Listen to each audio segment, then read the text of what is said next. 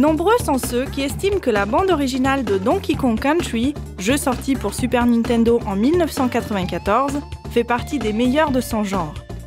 On peut y trouver une grande variété de styles musicaux représentant les divers environnements dans lesquels passent nos deux héros, Donkey Kong et Diddy Kong. En effet, les compositeurs de la BO, Robin Beeland, Evelyn Fisher et David Wise, ont su mettre en musique chaque environnement du jeu de manière très impressionnante. Voyons ce qu'il en est à travers les morceaux les plus récurrents.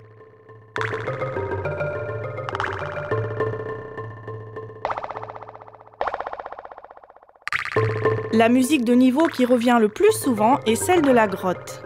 Écoutons un instant.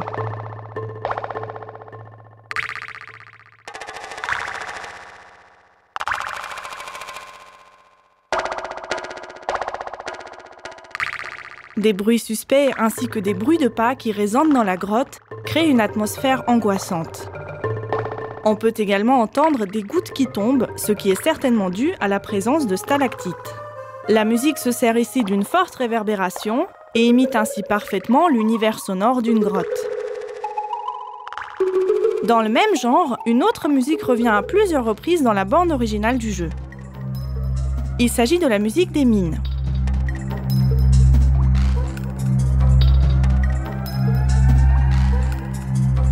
Il est évident que les bruitages imitent ici le travail des mineurs, et fait étonnant, cette fois les compositeurs vont inclure l'écho dans la musique même.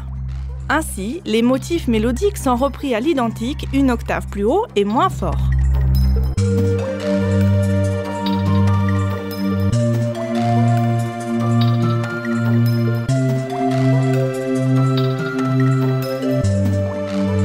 Une autre musique de niveau que l'on peut entendre plusieurs fois dans le jeu est celle qui accompagne les niveaux aquatiques.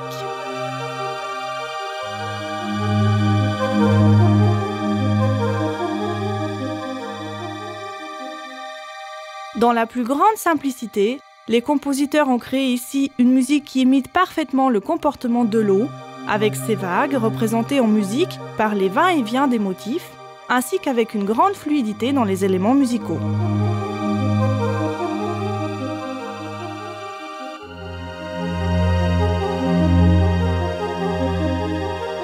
Les trois musiques que nous venons d'entendre sont très représentatives des musiques de niveau du jeu, car elles sont assez planantes et silencieuses afin de favoriser la perception des bruitages et ainsi renforcer l'ambiance angoissante.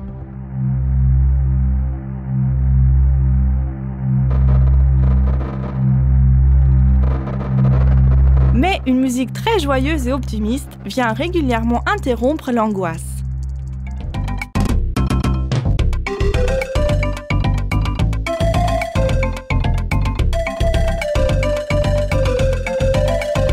Ce morceau amusant, rythmé et danseur devient très rapidement synonyme de détente et de plaisir pour le joueur.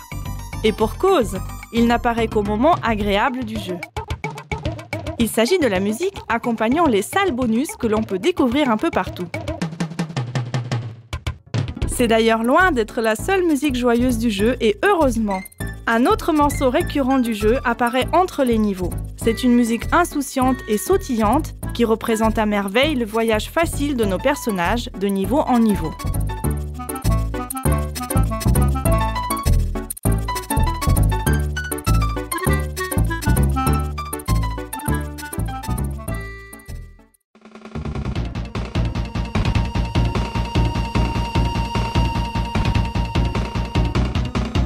Comme tout bon jeu avec des méchants, Donkey Kong Country a bien sûr aussi sa musique de boss final. Ici, les compositeurs ont suivi toutes les règles d'écriture que nous avons déjà abordées dans de nombreux épisodes d'Oscillation. Agitation, syncope, chromatisme, percussion, tout y est. Le joueur reste ainsi bien sur ses gardes et la musique ne cesse de lui rappeler qu'il se trouve dans une situation périlleuse.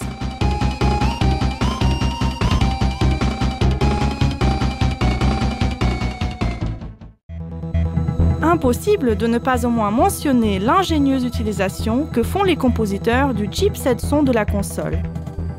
L'un des compositeurs, David Wise, a expliqué à ce sujet que pour la création des sonorités de Donkey Kong Country, il a été fortement inspiré par un synthétiseur à synthèse vectorielle le Korg Wave Station. Il explique avoir utilisé un procédé de superposition de signaux pour véritablement créer ces sons.